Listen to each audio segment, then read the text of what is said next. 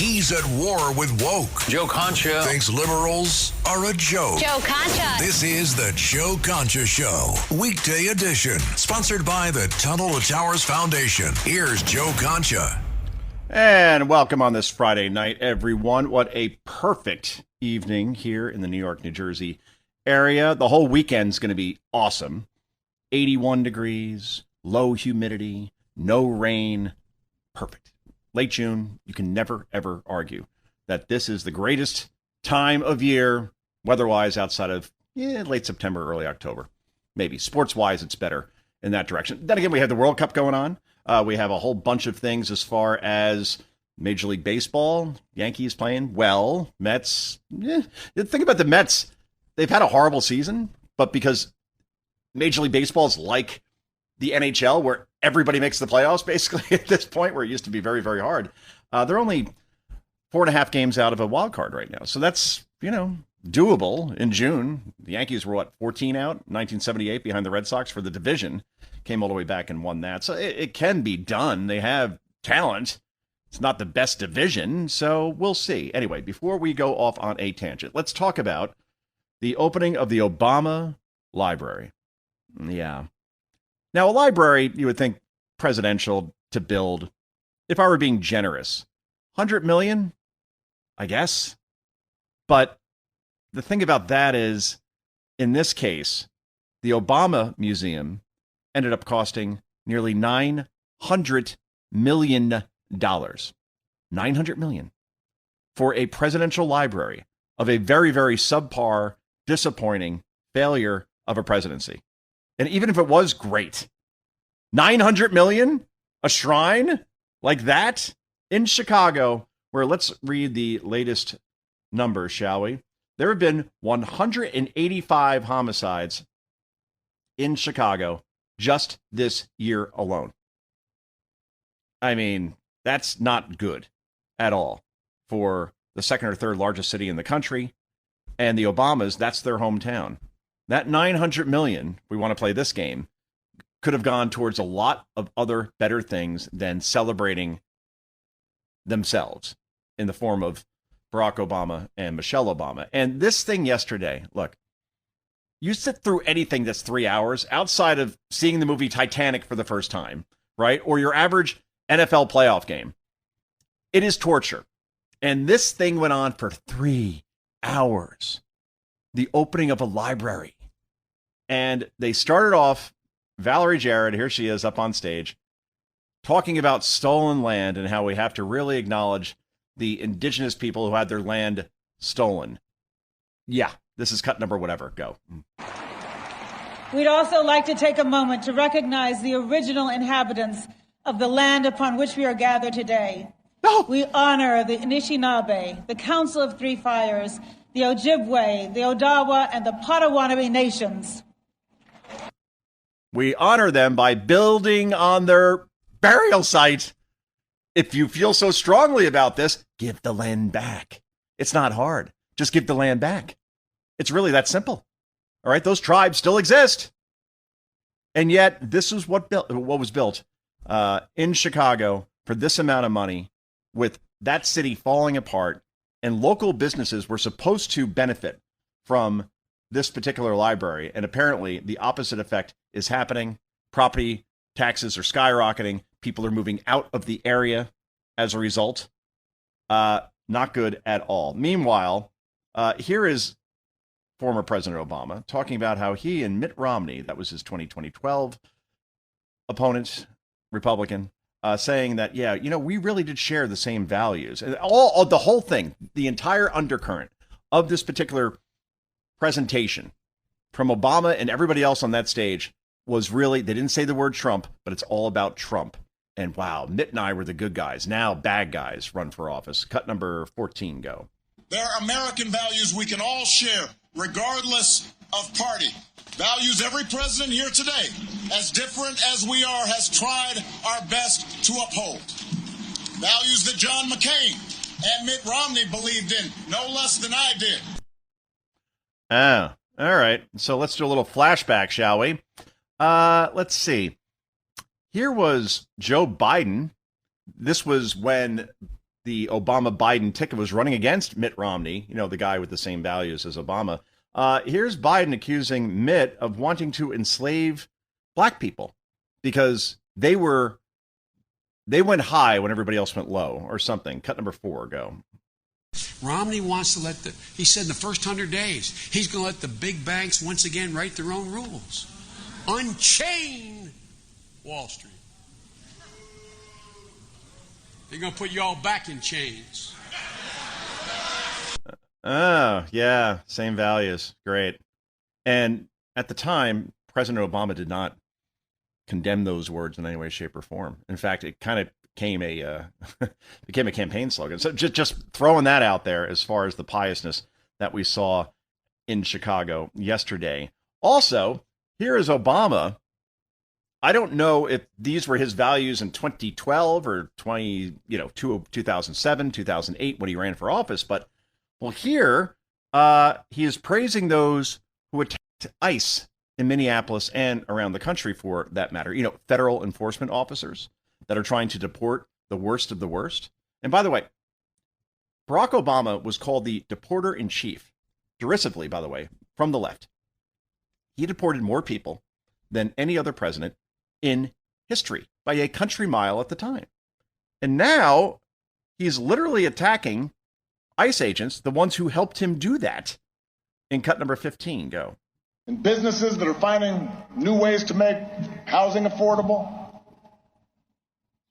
And those ordinary people in the Twin Cities who brave frigid temperatures, risk their own safety, standing shoulder to shoulder to look out for their neighbors and sometimes look out for strangers because they knew that was the right thing to do. I've seen it.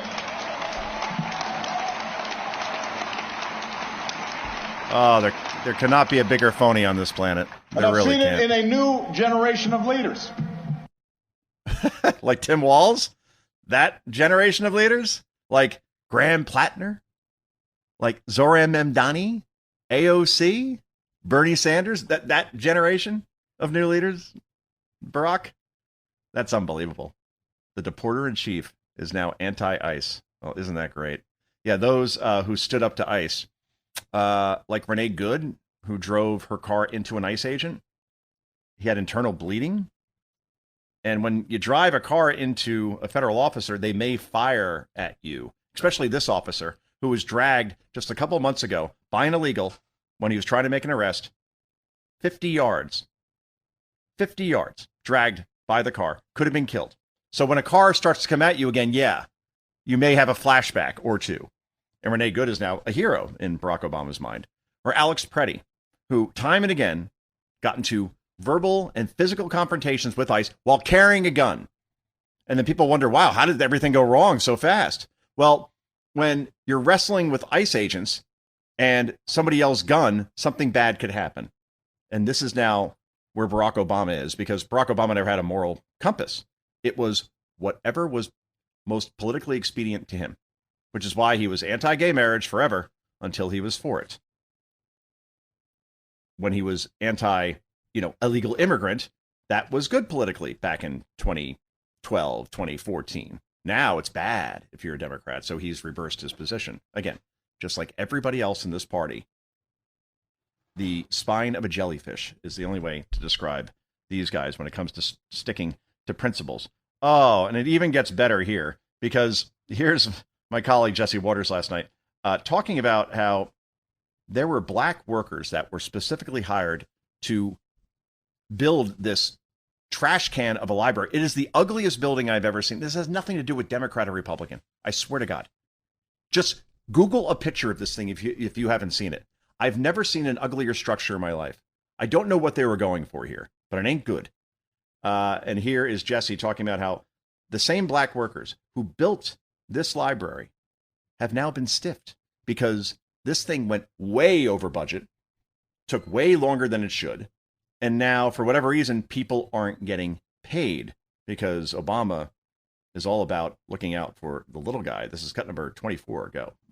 Barry built a $1 billion vanity project, booked celebrities to serenade him, and didn't pay the black construction workers. This isn't Donald Trump. This is Barack Hussein Obama who did that. Everything they've been yelling at Trump for, narcissism, hideous, egotistical architecture, being over budget. Barry's been doing it the whole time in Chicago. This is exactly right, and it's true. Can you imagine if Trump built a $900 million library in New York City? What the reaction would be? Actually, I know. He literally spent $14 million to fix pools and fountains around Washington, D.C., ahead of the 250 celebration, ahead of the World Cup. So when people come here, they say, wow, or tourists for that matter, who don't live in Washington, say, wow, that water near the Lincoln Memorial, for example, is no longer green and has algae. Instead, this thing actually looks good. Okay. And there are challenges around that. You're dealing with structures that are literally hundreds of years old. This is not, a pool at the, Venetian in Las Vegas. Like there aren't all filters and pipes and all these things that could pump chlorine and all these other things in there to make sure that everything is okay. So yeah, there have been challenges around keeping the algae out as the weather gets warmer, but they seem to have it under control for the most part. But nevertheless, we have Democrats at this point rooting for the algae. When you root for algae, that is never a good thing. Meanwhile, here's what happened here, and this is really incredible to me. Dr. Jill Biden, at the end of the ceremony, walked off with Barack Obama off stage, leaving her husband, who, as we've seen, does not know how to get off stages at this point of his life because his brain turned to applesauce many years ago. So if you watch the video, it really is so sad to watch. I felt sorry for Joe Biden, which is hard to do. But in this case, he's wandering around. He doesn't know where anybody is. And then at one point, the mic is still on, right? People are starting to leave. And he just says, "Where's my granddaughter?" Right? And I don't know if his granddaughter was on stage with him. I didn't see that. He clearly didn't know where he was or what was going on. And his wife left the stage, just left the guy out there, which is what she would have done if he ran for president again, somehow won. And then for 4 years, as long as she's in power, well, Joe is a vessel to that. And that's why she pushed him so hard to stay in that race and to stay president for another 4 years, for that matter, when he had no business being a golf starter. In 2020, he didn't. That's certainly for sure. Anyway, here is Dana Perino on Fox. We'll stay with the Fox theme, talking about how the Bidens, by the way, they're probably never getting a library because no one wants to donate to them at this point because their legacy is in such tatters, while the Obamas basically have nearly a $1 billion library. Quite the contrast here in cut number 3. Go. They can't quit him, and they keep dragging him back into it. And I think he's fairly willing participant in order to do that because he's worried for the Democratic Party, and for good reason. For a long time, he said, whoa, you guys are going a little too far left. But then he helps participate in it, right? He wanted them to have an open primary. They didn't think the coronation of Kamala Harris was a good idea. Yet then he got on board. He told Biden, you know what? It's not your turn. It's Hillary's turn. Okay. And then it must have been very awkward for the Bidens today because the Obamas, for whatever you think about the building, they have a building and they have a library and they have supporters and a ton of financial support. The Bidens don't have any of that. And so that must have been a little bit strange. They could just tell Joe it's his library. I mean, yeah, that'd be fair. He probably wouldn't notice. He probably wouldn't notice. Anyway, quite the first block here on the Joe Concha Show here on this Friday night. And we have so much more when we come back in just a moment. Where liberalism is a no-go. The Joe Concha Show, weekday edition. Sponsored by the Tunnel to Towers Foundation.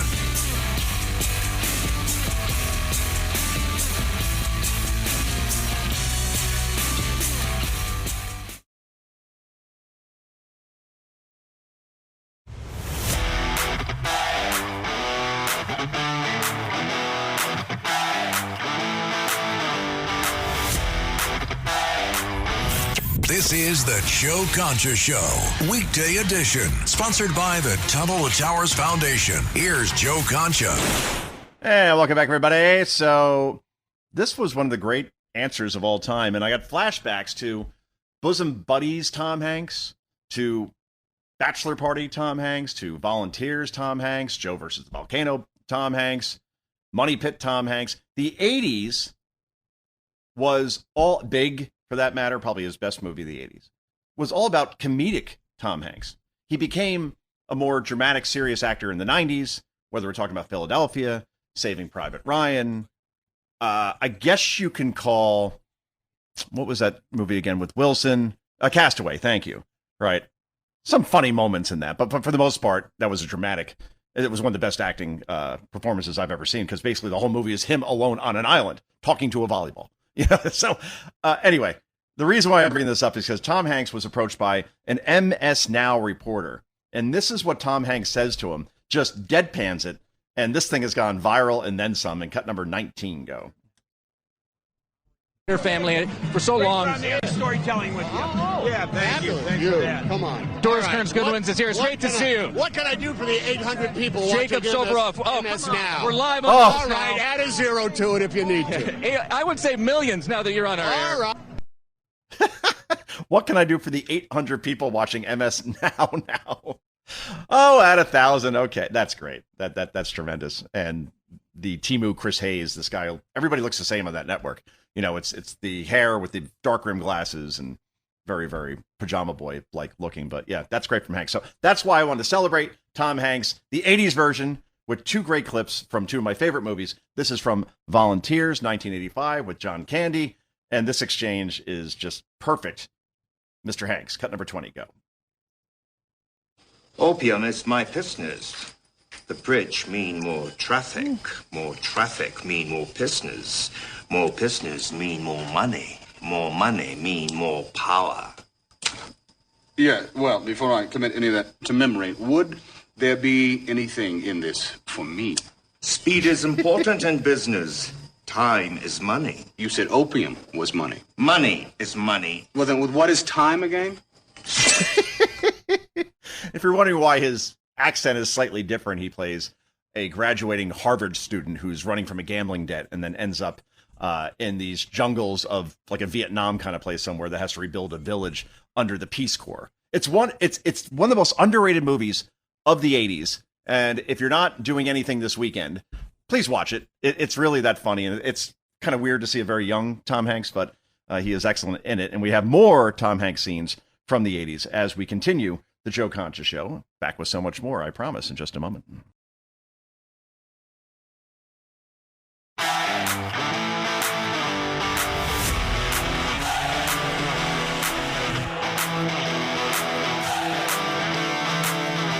It's the Joe Concha Show, weekday edition. Joe Concha. Sponsored by the Tunnel to Towers Foundation. Here's Joe Concha.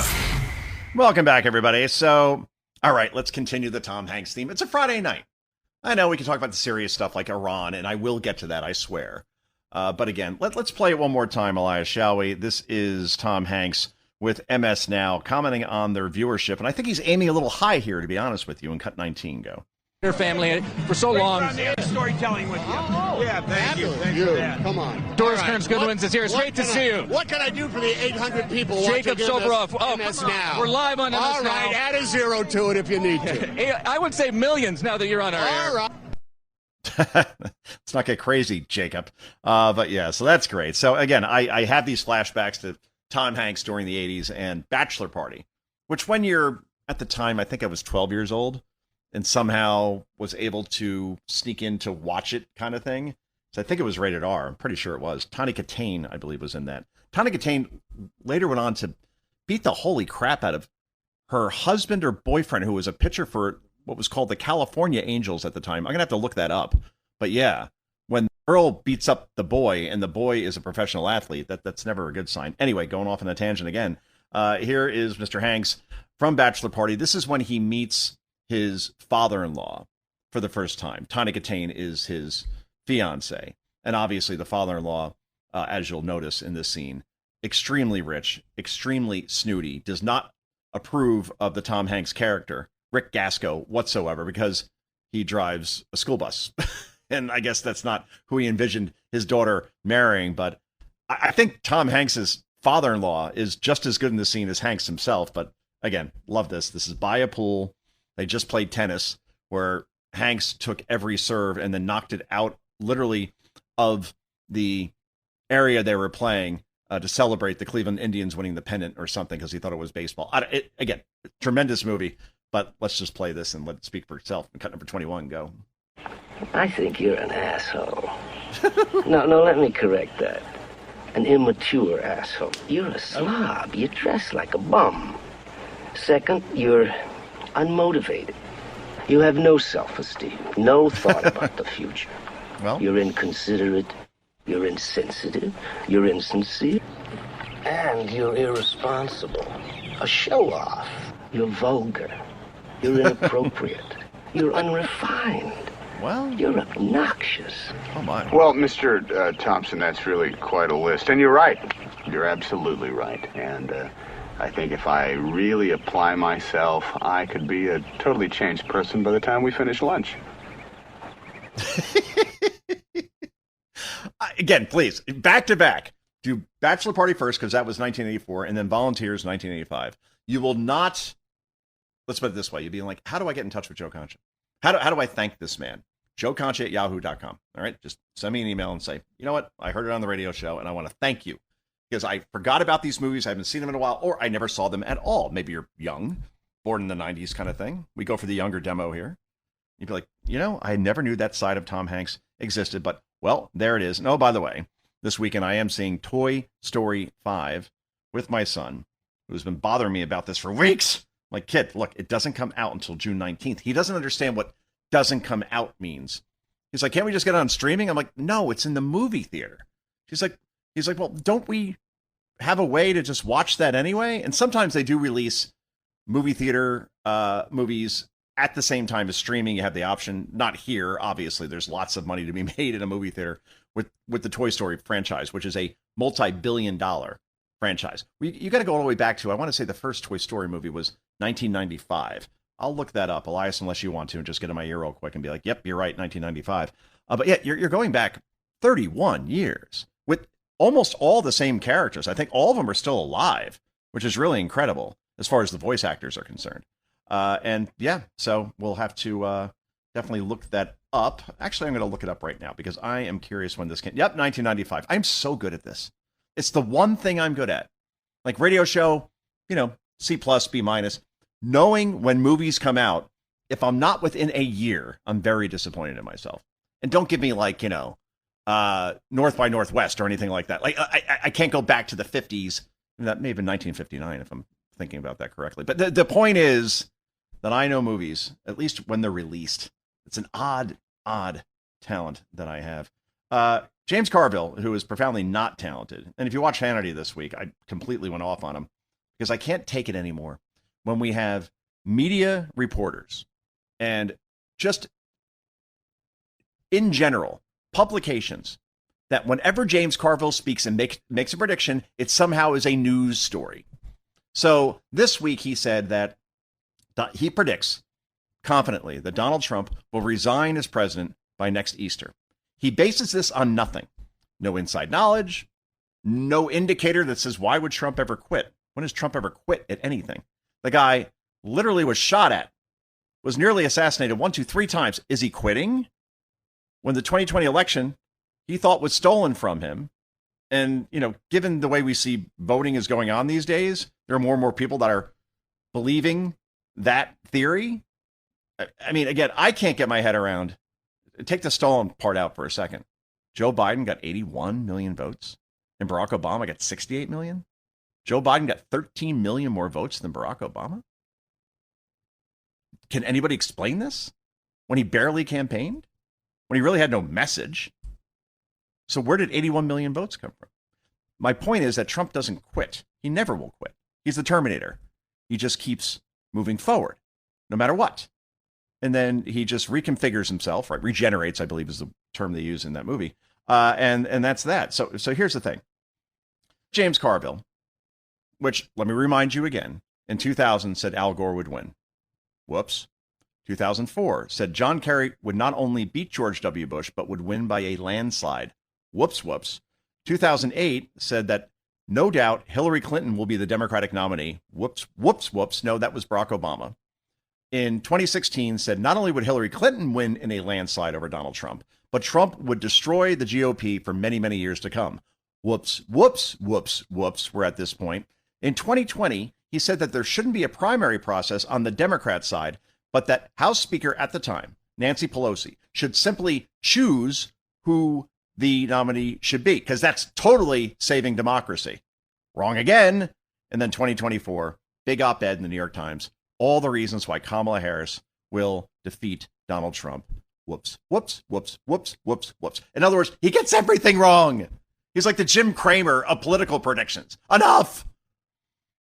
Finally, something happened today where Carville is talking to Chris Cuomo, and I think his brain was hijacked. Like the wiring, something went sideways, and then it became opposite day because Carville actually gives Trump credit on Iran. You'll have to hear it for yourself in cut number 22. Go.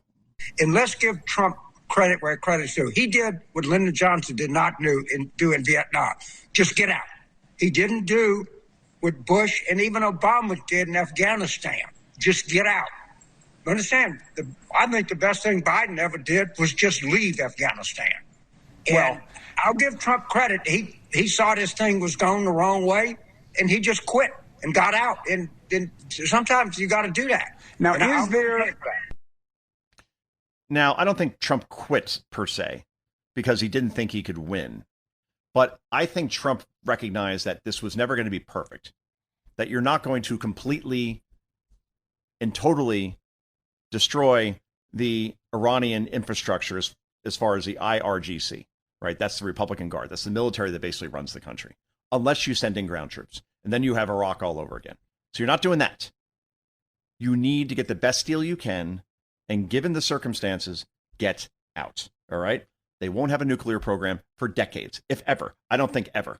Because now the new rule is that you're no longer afraid to, I don't know, if you see a nuclear site starting to get put together in some mountain somewhere, I would hope if you have not only Trump, but then a J.D. Vance and Marco Rubio, Barron Trump, whoever, way down the line, that the minute the Iranians start to misbehave, you simply bomb the hell out of them in terms of any nuclear ambitions. And they have no ability to fight back in any real way because we control the skies. They don't. So that's the difference here. We can militarily hit them at any time they act up.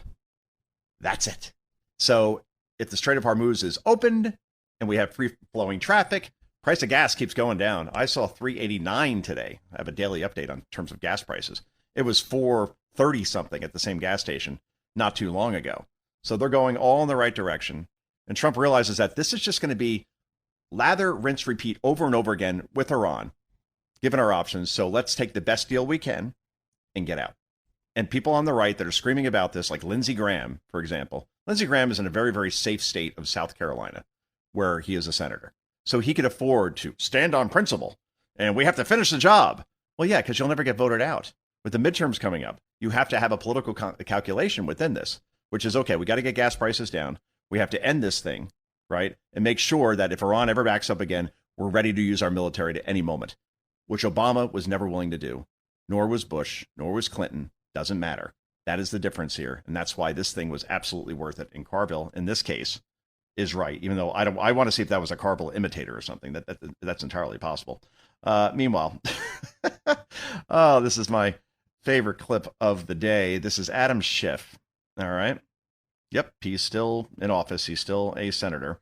I haven't seen him that much though lately. He used to be a lot more ubiquitous. I guess like impeachment has to come again if obviously Democrats take back the House and impeachment begins, then you'll see Adam Schiff all over the place, despite the fact that he is probably the most profound liar in the Senate, which is really saying something.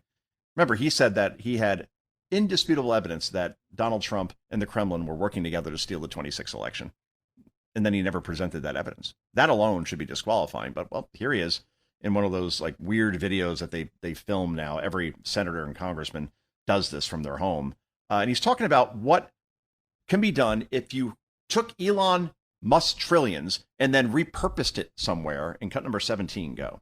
What would $1 trillion pay for? Well, $1 trillion, if we decided to distribute that equally among American households, your household would get $7,500. Every household in America could get $7,500 from that $1 trillion. It would also pay for the complete four-year college education of 7.7 million American students. Oh, okay, that's great. So we take his money that he earned and then give it to American students for a college degree that more and more students say is worthless. That's what we should do. 7.5 million students would be educated, many of which will earn degrees that they will never apply to real life. And oh, by the way, why should the government get Elon Musk's trillions to just give out to people without them having earned 1 cent of it? Elon Musk has created Tesla, which is a revolutionary car. I've been in them. I am amazed at the technology of these things and all the people they employ, by the way, at Tesla, hundreds of thousands of people. Then SpaceX, which also revolutionary company. Starlink, revolutionary company. All these companies make the world better. They employ lots and lots of people. And now here we have Adam Schiff sounding like the old communist that used to seize property and companies and businesses of successful people so the government can take it for themselves and do what they want with it. That's sick stuff that you heard there. It sounds magnanimous. If we had this money, we could help these people. Whose money? Elon Musk, who earned that money? And by the way, save Twitter. That was a cesspool before he came along. And now many liberals have left there. And I'm not saying that, had the liberals leave and we don't have free speech anymore as far as from the left. No, bring in everybody. But again, what he has done for the planet overall and for so many people, so many employees, to take all of that, fire all those people so the government, who has shown over and over again, they have zero idea how to allocate money, how to spend money, and how to prevent fraud from happening. They're the last people that should get the money of a successful person. That certainly is for sure. Meanwhile, before we go to break, let's go to, one more time, Dana Perino. And we're talking about a lot lately how socialists are taking over the country. They're not. They're taking over deep blue cities. That's the only place they could win. New York, Seattle, Washington, D.C., maybe Minneapolis, Portland, Oregon in the future. But overall, in purple states, swing districts, ain't happening. And the reason why is because they are organized.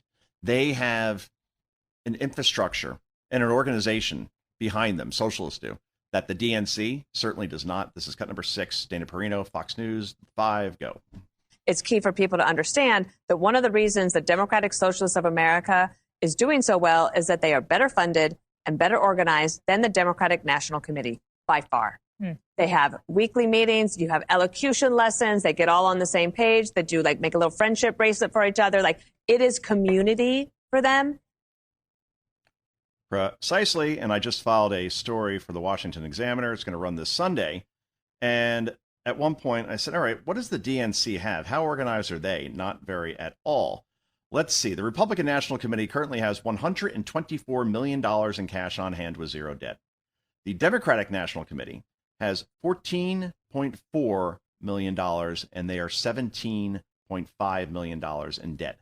That means they are underwater. The DSA, however, Democratic Socialists of America, they have lots of cash, lots of organization, and most importantly, they have the energy behind them at this point, which is why you may very well see AOC as the Democratic nominee in 2028. She will lose 51 states, even though that is mathematically impossible. Anyway, this is Joe Concha. This is the Joe Concha Show. We wrap this puppy up in just a moment. This is the Joe Concha Show, weekday edition. Joe Concha. Sponsored by the Tunnel to Towers Foundation.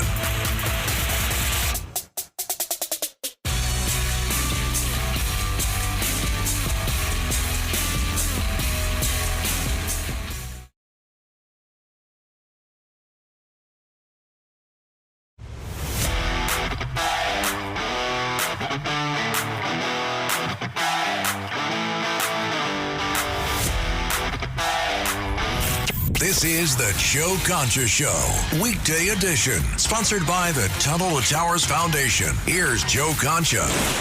All right, let's go through some lightning round sound bites, shall we? And the first one here is Michelle Obama, who, again, during an interview with Robin Roberts just yesterday, asked Barack and Michelle during this particular interview, one word to describe the next chapter in your life.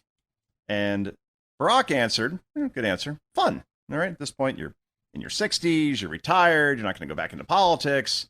So, yeah, let's have some fun. Okay, benign answer. And then when it got to Michelle, she said, next chapter, one word, me. Me? Oh, boy. It's the new Me Too movement, except it's just all about me. Michelle Obama has been playing victim even when she was first lady for many, many years. Now, I guess now it's her time or something. I don't think that marriage is working out too well. I'm just a talk show host, all right? I'm a guy who opines about things on Fox. This is based on zero reporting. But that, when you answer it that way, I would have gone with, if my wife's right next to me, us. That would have been my answer as I look lovingly at my wife. That is the way to go. Me? Oh, that's not a good sign. Anyway, here's Michelle yesterday reading a script written for her, praising Barack on winning a very, very elusive prize for President Trump. Cut number 10, go. You were doing the people's work, rescuing our economy, expanding health care, ending a war, ordering the bin Laden raid, saving an auto industry, winning a peace prize.